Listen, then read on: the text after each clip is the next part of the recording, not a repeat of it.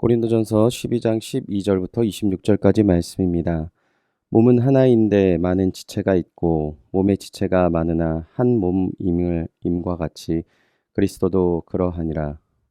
우리가 유대인이나 헬라인이나 종이나 자유인이나 다 한 성령으로 세례를 받아 한 몸이 되었고 또 다 한 성령을 마시게 하셨느니라. 몸은 한 지체뿐만 아니요 여럿이니 만일 발이 이르되 나는 손이 아니니 몸에 붙지 아니하였다 할지라도 이로써 몸에 붙지 아니한 것이 아니요 또 귀가 이르되 나는 눈이 아니니 몸에 붙지 아니하였다 할지라도 이로써 몸에 붙지 아니한 것이 아니니 만일 온 몸이 눈이면 듣는 곳은 어디며 온 몸이 듣는 곳이면 냄새 맡는 곳은 어디냐. 그러나 이제 하나님이 그 원하시는 대로 지체를 각각 몸에 두셨으니 만일 다 한 지체뿐이면 몸은 어디냐? 이제 지체는 많으나 몸은 하나라. 눈이 손더러 내가 너를 쓸데없다 하거나 또한 머리가 발더러 내가 너를 쓸데없다 하지 못하리라.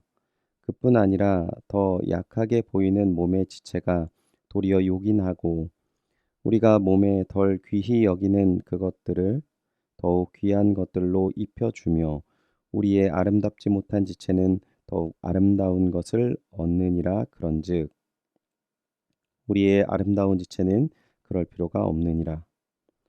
오직 하나님이 몸을 고르게 하여 부족한 지체에게 귀중함을 더하사 몸 가운데서 분쟁이 없고 오직 여러 지체가 서로 같이 돌보게 하셨느니라. 만일 한 지체가 고통을 받으면 모든 지체가 함께 고통을 받고 한 지체가 영광을 얻으면 모든 지체가 함께 즐거워하느니라. 아멘. 한몸 공동체 서로 같이 돌보아라는 제목으로 하나님의 말씀 전하겠습니다. 고린도 교회는 사도 바울에 의해 2차 전도 여행 때 세워졌습니다. 설립 후 시간이 지나면서 교회 내에 적지 않은 문제들이 발생했습니다. 사도 바울은 고린도전서 5장부터 고린도 교회의 세부 항목별 문제점을 언급하기 전까지 고린도전서 1장부터 4장까지에는 고린도 교회 교인들에 대한 인사와 고린도 교회 분쟁의 원인과 결과 그리고 권면의 말씀을 하고 있습니다. 고린도 교회에는 여러 가지 문제점들이 있었는데 그 문제점들 자체가 교회를 덕스럽게 하지 못하였지만 그것만으로 끝나는 것이 아니라 그 이외에 더 심각한 문제를 발생하고 있었습니다. 그것은 바울의 분쟁이라고 단어로 표현하는 것인데 교회 내에 발생한 문제점을 해결하기 위해서 교인들이 서로 토론 내지 논쟁을 충분히 할 수 있는 일을 넘어서 분쟁으로 비화되었다는 표현을 고린도전서 1장 10절부터 11절까지 표현을 하고 있습니다. 결국 교회에 파벌이 만들어지고 말았습니다. 분쟁이라는 것은 서로 하나가 될 수 없는 단계의 분열을 표현하는 말인데 고린도 교회 사태의 심각성을 바울은 잘 인지하고 있었습니다. 그래서 바울은 고린도 교회 교인들에게 이렇게 인사를 합니다. 고린도전서 1장 10절인데요. 형제들아 내가 우리 주 예수 그리스도의 이름으로 너희에게 권하노니 모두가 같은 말을 하고 너희 가운데 분쟁이 없이 같은 마음과 같은 뜻으로 온전히 합하라. 아멘. 그리고 오늘 본문을 통해서 교회가 어떻게 하나가 되어야 하는지를 몸의 비유를 통해서 설명을 하고 있습니다. 12절입니다. 몸은 하나인데 많은 지체가 있고 몸의 지체가 많으나 한 몸임과 같이 그리스도도 그러하니라. 바울은 성도의 관계를 몸에 많은 지체가 있다라는 비유로 설명을 하고 있는 것입니다. 어떻게 서로 다른 성도들이 한 몸이 될 수 있습니까? 13절입니다. 우리가 유대인이나 헬라인이나 종이나 자유인이나 다 한 성령으로 세례를 받아 한 몸이 되었고 또 다 한 성령을 마시게 하셨느니라. 13절 본문은 성령 안에서 우리가 같은 세례를 받고 한 몸이 되었다라고 이야기합니다. 그리고 성경은 이 모든 것이 하나님께서 우리를 하나 되게 하신 하나님 중심의 능동성이라는 것을 이야기합니다. 그러니까 우리가 주님 안에서 예수 그리스도를 믿는다고 고백을 하고 성령의 세례를 받아서 하나가 되었다라는 것이죠. 그러니까 예수 그리스도를 믿는 사람들은 유대인이나 헬라인이나 종이나 자유인이나 다 한 몸이 될 수밖에 없다라는 표현입니다. 사실 당시에 유대인과 헬라인이 하나 되었다는 표현은 말이 안 되는 표현이고요.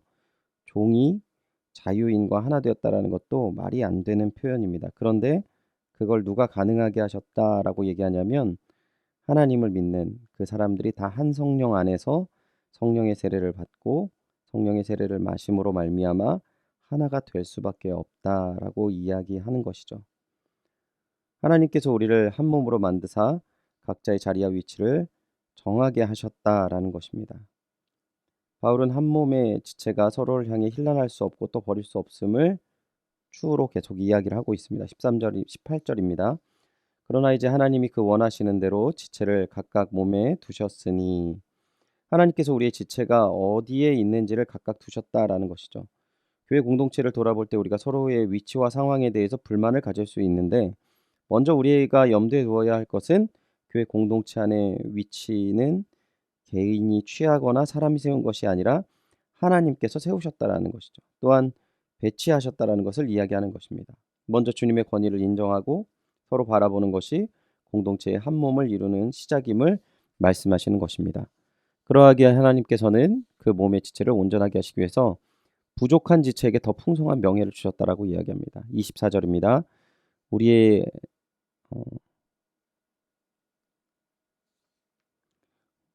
아름다운 지체는 그럴 필요가 없느니라. 오직 하나님이 몸을 고르게 하여 부족한 지체에게 귀중함을 더하사. 아멘. 여기서 고르게 하여라는 표현을 원어적인 의미는 혼합하다, 함께 섞다라는 의미가 있는데요. 종합적으로 이 표현은 결합시키다라는 의미가 있습니다. 그러니까 하나님께서 몸을 고르게 하셨다라는 말씀은 하나님께서 몸의 각 지체를 결합해서 한 몸을 만드셨다라는 것을 의미하는 것이죠. 즉 우리가 몸에 각각 필요한 곳을 만드셨고 세우셨음을 이야기하는 거죠. 부족한 부분에는 더욱더 귀중함을 더하셨다라는 말씀입니다. 교회 한 몸을 이루어야 할 가장 중요한 이유가 무엇입니까? 바로 하나님의 권위에 순복하는 것입니다. 그런데 이 권위가 우리가 생각하는 것처럼 폭력적이거나 힘으로 누르는 권위가 아니라 우리가 본능적으로 반응할 수밖에 없을 만큼 하나님의 완전한 지혜 가운데 이루어졌다라는 것입니다.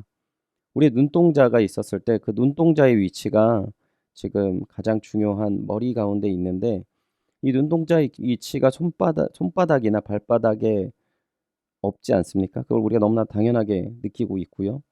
또한 눈이 어떠한 위협이 다가올 때 눈꺼풀이 있으니까 방심하고 그대로 내버려 두지 않습니다.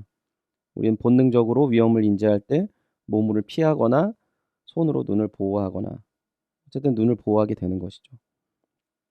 바울은 한 몸이라 이야기하는 그 표현 속에서 공동체의 타인이 지체 한 사람 한 사람이 바로 자신의 몸을 아껴야 하는 마음은 본능적으로 성령 안에서 자연스럽게 이루어진다라고 이야기하는 것이죠.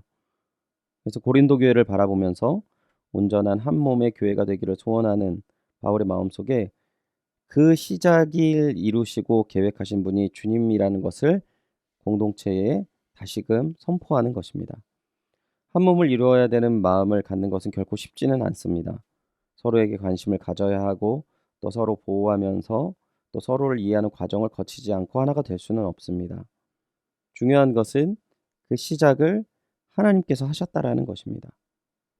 주님의 뜻과 마음을 내 마음에 품고 서로에게 관심과 시간과 애정을 쏟게 되었을 때 하나님과 연합하여서 주 안에서 조금씩 한 몸을 이루는 공동체가 된다라는 것이죠. 오늘 이 마음을 품으시고 주님이 주시는 마음으로 말미암아 함께 동역하시고 함께 각 부서와 구역의 믿음의 동역자들을 돌아보시고 또한 주님의 마음으로 서로를 사랑하며 함께 하시는 귀한 한 날 되시는 주님의 동역자 되시기를 주님의 이름으로 축원드립니다. 기도하겠습니다. 하나님, 오늘 주신 말씀이 너무나도 어렵습니다. 정말 이 시대에 서로 하나 된다라는 것이 가능할까라는 라는 생각을 가질 때도 있습니다. 하지만 오늘 말씀 가운데 하나님께서 시작하셨고 하나님께서 만드셨다라는 이 선언을 굳게 붙잡고 먼저 하나 되길 시작하신 그 귀한 은혜와 사랑을 믿고 의지하여서 오늘 주님 안에서 귀한 동역자들과 하나 되어지는 그 은혜의 시작이 되어질 수 있도록 은혜와 사랑을 더하여 주시옵소서. 말씀을 허락하시고 먼저 시작하신 주님께 감사드리며 이 모든 말씀 주 예수 그리스도의 이름으로 기도드리옵나이다. 아멘. 오늘 말씀을 기억하시고 서로 하나 되게 하여 주시옵소서. 또한 특별히 오늘 말씀 가운데 생각나는 지체가 있으시면 그 지체를 위해서 기도하시는 시간 가지시기를 바랍니다. 담임 목사님 청빙을 위해서 기도해 주시기 바랍니다. 연희교회가 한 몸을 이루는 지체로서 머리 대신 예수님의 말씀과 뜻을 잘 전달할 수 있는 준비된 목회자를 모실 수 있도록 성도들의 영혼을 사랑하고 푸른 초장으로 인도하며 영혼의 생수를 마시며 성장시키는 목회자를 모실 수 있도록 사람의 생각과 방법이 아닌 오직 주님의 뜻과 방법으로 준비된 목회자를 모실 수 있도록 기도해 주시기 바랍니다. 코로나19의 조속적인 종식과 교회와 모든 성도들의 안전을 위해서 기도해 주시기 바랍니다. 오늘은 특별히 우리 선교사님들을 위해서 기도하실 때 이응복, 이정미 선교사님을 위해서 우리 선교사님들의 사역과 우리 선교사님의 가정을 위해서 기도해 주시기 바랍니다. 또한 최춘아 집사님을 위해서 기도해 주실 때는 무릎 연골 수술 이후에 불편하신 그 몸이 잘 회복되어지시고 또한 생활하는 데 어려움이 없도록 최춘아 집사님을 위해서 기도해 주시기 바랍니다. 그리고 마지막으로 특별히 우리 수험생들을 위해서 기도해 주시기 바랍니다. 코로나19로 인해 어려운 상황 가운데에서도 수능시험과 입시를 잘 준비할 수 있도록 기도해 주시기 바랍니다. 강인우, 김나리, 김은지, 박재원, 이문영, 이재윤, 이지원, 전준원, 함동혁 우리 형제 자매를 위해서 기도해 주시기 바랍니다. 다 같이 기도하겠습니다.